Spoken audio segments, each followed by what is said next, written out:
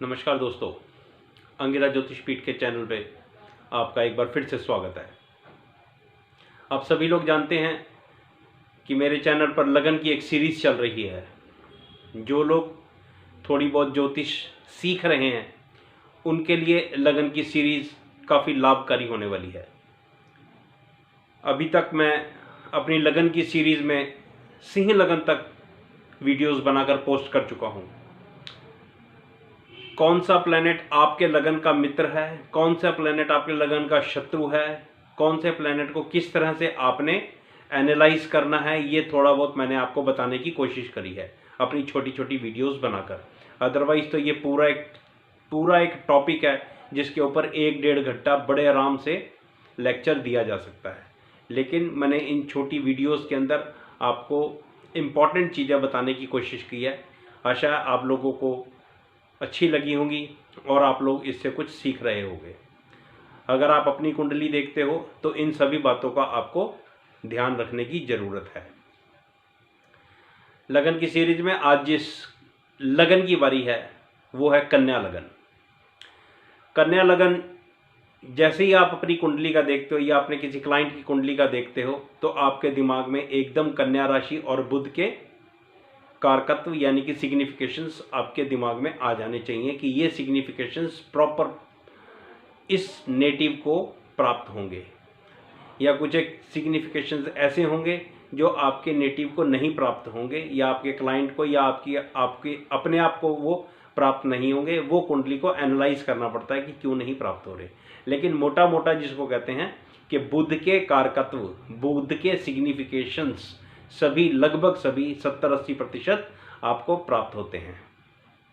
जैसे ही कन्या लगन की कुंडली आप देखते हो तो सबसे पहले आपके दिमाग में एक चीज आनी चाहिए, वो चीज है कि चंद्रमा। अब ये चंद्रमा, मैंने चंद्रमा का ही नाम क्यों लिया? चंद्रमा का नाम इसलिए लिया कि बुध चंद्रमा को अपना मित्र नहीं मानता, बुध चंद्रमा को अपना शत्रु मानता है।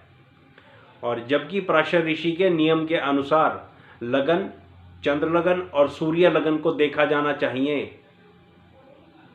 इन तीनों से कुंडली का एनालिसिस किया जाना चाहिए। और यहाँ पर एक ल्यूमिनरी यानी कि एक प्रकाशित ग्रह चंद्रमा ऐसा है जो आपके लगन का मित्र नहीं है। ये एक प्रॉब्लम है। यहाँ पर आपको चीज़ों को, पूरी कुंडली को ध्यान में रख के चंद्रमा का पक्ष बल, चंद्रमा की डिग्री, चंद्रमा वर्ग कुंडलियों में कैसा चला गया, चंद्रमा का वर्ग कुंडलियों में बुध के साथ कैसा संबंध है, इन सब चीज़ों को आपको एनालाइज करके तब आपको या तो अपने बारे में रिजल्ट निकालने हैं या अपने क्लाइंट के बारे में कुछ एडवाइस देनी है, तो आपको इन चीज़ों का ध्यान रखना पड़ेगा। चलिए शुरू करते हैं। कन्या लगन। जब भी कन्या लगन आता है तो यहाँ पर बुध आपका 10th हाउस लॉर्ड भी है। ये एक बहुत ही ऑस्पिशियस प्लेसमेंट है, एक ऑस्पिशियस चीज़ है आपकी कुंडली की कि मरकरी आपका लगन लॉर्ड भी है और मरकरी आपका 10th हाउस लॉर्ड भी है। 10th हाउस यानी कि केंद्र स्थान, स्ट्रॉन्गेस्ट केंद्र स्थान, उसका भी लॉर्ड है। तो कन्या लगन वालों के लिए बुध एक बहुत ही स्पेशल प्लैनेट हो जाता है, क्योंकि इसको लगन के रिजल्ट भी देने हैं और इसको 10th हाउस के रिजल्ट भी देने हैं। अगर यहाँ पर बुध, अगर बुध कन्या लगन वालों का केंद्र त्रिकोण में शुभ स्थितियों में पड़ा हुआ है तो आपका बुध अच्छा है, आपका बुध आपके लिए अच्छे परिणाम लेकर आ रहा है। और कहीं खुशकिस्मती से आपकी ज़िंदगी के 20 साल से लेकर 30 साल के बीच में कहीं आपको 19 साल की ये दशा मिल गई, बुध की दशा मिल गई 17 साल की, तो आपकी बल्ले बल्ले है। लेकिन प्लैनेट शुभ स्थिति में होना चाहिए। प्लैनेट अगर शुभ नहीं होगा तो फिर ये लगन आपको ना तो कारोबार में सेट होने देगा और ना ही ये बुध आपको शारीरिक सुख दे पाएगा। सेकंड हाउस, यहाँ पर सेकंड हाउस में तुला राशि है और यहाँ पर तुला राशि है तो 9th हाउस लॉर्ड भी शुक्र की राशि का है, वृषभ राशि है वहाँ पर। तो कन्या लगन के लिए शुक्र एक बहुत ही स्पेशल प्लैनेट बनकर निकलता है। यहाँ पर आपने अगर मेरी धन वाली वीडियो देखी हो तो वहाँ पर मैंने अच्छे से एक्सप्लेन करा है। सेकेंड हाउस 11th हाउस का 5-9 से जो संबंध है उसको मैंने अच्छे से एक्सप्लेन करा है। जिन लोगों ने नहीं देखा तो मेरी धन वाली वीडियो ज़रूर देखें, उसके अंदर मैंने चीज़ों को अच्छे से एक्सप्लेन कर रखा है। तो यहाँ पर सेकेंड हाउस लॉर्ड और 9th हाउस लॉर्ड का अपने आप में एक कनेक्शन हो गया है। ये दोनों प्लैनेट, दोनों ग्रह शुक्र बनते हैं। तो अगर कुंडली के अंदर शुक्र अच्छी स्थिति में है तो आपको भाग्यवान बना देगा, आपको धन की कमी कभी नहीं होने देगा। और शुक्र अपने कारकत्वों को बहुत अच्छे से एग्जीक्यूट करेगा। क्यों? शुक्र ऐश्वर्य का कारक प्लैनेट है, शुक्र पैसे का भी कारक प्लैनेट है। शुक्र आपको लाइफ में बहुत कुछ दे सकता है अगर शुक्र कन्या लगन के लिए शुभ स्थिति में बैठा हुआ है। और अगर इसकी स्थिति बुध के साथ हो गई है तो फिर तो भाई साहब आपकी बल्ले बल्ले है, फिर तो बहुत ज़्यादा सोचने की जरूरत नहीं है। यानी शुक्र और बुध केंद्र या त्रिकोण स्थानों में कहीं पर जाकर बैठ गए हैं और शुभ दृष्ट हैं तो फिर आपकी बल्ले बल्ले है। ये एक बहुत अच्छा धन का योग है। कुंडली में तीसरा घर वृश्चिक राशि। वृश्चिक राशि अगर 3rd हाउस में है तो 8th हाउस में आपकी मेष राशि है। और मंगल बुध के साथ कोई बहुत अच्छे संबंध नहीं रखता।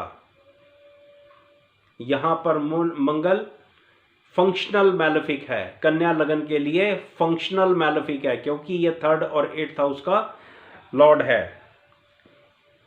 तो इस चीज़ों को आपको बहुत अच्छे से ध्यान रखना है कि मंगल की स्थिति क्या है। आपकी कुंडली में अगर मंगल वीक होगा तो आपको अच्छे रिजल्ट्स मिलेंगे। क्यों? कोई भी व्यक्ति स्ट्रगल नहीं चाहता। अगर स्ट्रगल के घरों के लॉर्ड स्ट्रांग होंगे तो वो आपको स्ट्रांगली अपनी एग्जीक्यूशन दिखाएंगे। अगर ये वीक होंगे तो आपको उतना स्ट्रॉन्ग रिजल्ट्स नहीं मिलेंगे, उतने स्ट्रॉन्ग रिजल्ट्स नहीं मिलेंगे। तो इन चीज़ों का आप ध्यान रखें। 4th हाउस में धनु राशि है। यहाँ पर बृहस्पति बहुत स्पेशल प्लैनेट बनकर उभरता है। क्यों? बृहस्पति के बाद 2 बहुत ही अच्छे पोर्टफोलियो हैं, एक तो सुख स्थान का और दूसरा आपके लाइफ पार्टनर का। ये बृहस्पति आपको बहुत अच्छे रिजल्ट दे सकता है। और बृहस्पति और बुध की युति एक स्पेशल योग बनाकर बैठती है अगर आपका कन्या लगन है तो यहाँ पर बृहस्पति आपकी ज़िंदगी के लिए अच्छे रिजल्ट लेकर आएगा। लेकिन जब वक्त आएगा तो यही बृहस्पति आपकी मृत्यु का कारण भी बनेगा। क्यों? क्योंकि यहाँ पर बृहस्पति 7th हाउस लॉर्ड है और 7th हाउस प्रबल मार्केश है। इसी तरह से शुक्र भी 2nd हाउस लॉर्ड है। तो शुक्र जहाँ पर आपको पैसा देगा, आपको भाग्यवान बनाएगा, वहाँ पर जब वक्त आएगा तो शुक्र आपकी मृत्यु का कारण भी बनेगा। 5th हाउस के अंदर मकर राशि है। यहाँ पर शनि आपके 5th और 6th हाउस लॉर्ड बनता है। शनि और बुध ये एक अच्छा कॉम्बिनेशन है, लेकिन यहाँ पर दोनों में बहुत अच्छा तालमेल नहीं है। क्यों? क्योंकि बुध जो है 22, 23, 24 दिन में एक राशि को क्रॉस कर देता है, बहुत तेजी से काम करता है, बहुत तेज चलता है। और वहीं शनि 2.5 साल में एक राशि को क्रॉस करता है। तो इस पॉइंट ऑफ व्यू से इन दोनों का संबंध बहुत अच्छा नहीं है, लेकिन फिर भी ये एक अच्छा योग बनाता है। अगर ये शुभ स्थिति में है तो आपकी जिंदगी के अंदर प्रॉस्पेरिटी ला सकता है। 6th हाउस मैंने एक्सप्लेन कर दिया शनि के साथ। 7th हाउस में मीन राशि है जो मैंने 4th हाउस के साथ एक्सप्लेन कर दी। 8वें घर में आपकी मेष राशि है जो मैंने 3rd हाउस के साथ यानी कि मंगल के साथ एक्सप्लेन कर दी। 9th हाउस में वृष राशि है जो मैंने 2nd हाउस के साथ एक्सप्लेन कर दी। 10th हाउस में मिथुन राशि है जो मैंने लगन के साथ आपको इसके रिजल्ट्स एक्सप्लेन कर दिए। 11th हाउस बहुत इंपॉर्टेंट हाउस है पूरी जन्म कुंडली का, क्योंकि आप कितनी भी मेहनत कर लो, कितना भी कुछ कर लो, कितना भी काम कर लो, जितना मर्जी सुबह से शाम लगे रहो, अगर आपका 11th हाउस स्ट्रांग नहीं है तो आपको धन का या किसी भी चीज़ का लाभ नहीं हो सकता, आपकी प्रॉस्पेरिटी के रास्ते नहीं खुल सकते। तो यहाँ पर चंद्रमा को एक बहुत स्पेशल घर का पोर्टफोलियो मिला है, वो है 11th हाउस। अब 11th हाउस लॉर्ड आपके लगन का मित्र नहीं है, अब ये तो बहुत बड़ी समस्या होगी। तो इसलिए पूरी जन्म कुंडली के अंदर आपको बुध और चंद्रमा को एनालाइज करने की बहुत ज़्यादा ज़रूरत है। आप इन दोनों प्लैनेट्स को देखो कि ये आपकी कुंडली में क्या रिजल्ट्स दे रहे हैं। तो स्पेशल ध्यान केंद्रित करो कि चंद्रमा और बुध की क्या युति है। हालांकि 11th हाउस लॉर्ड और लगन का अगर संबंध हो तो ये एक बहुत अच्छा धन योग है।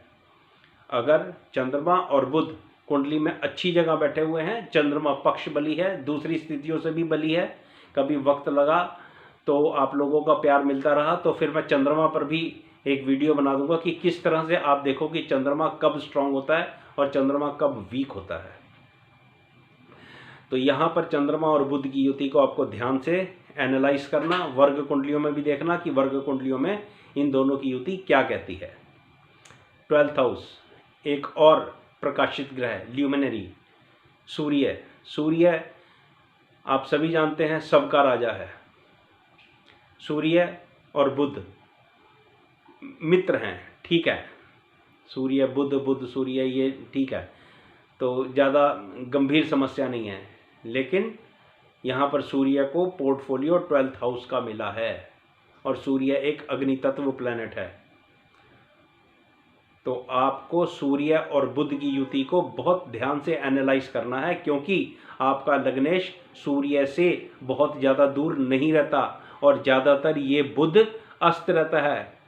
आपने सबने देखा होगा बहुत सारी कुंडलियों के अंदर कि सूर्य और बुध की युति बुध आदित्य योग कहलाती है और बुध अधिकतर महीने में अधिकतर अस्त रहता है।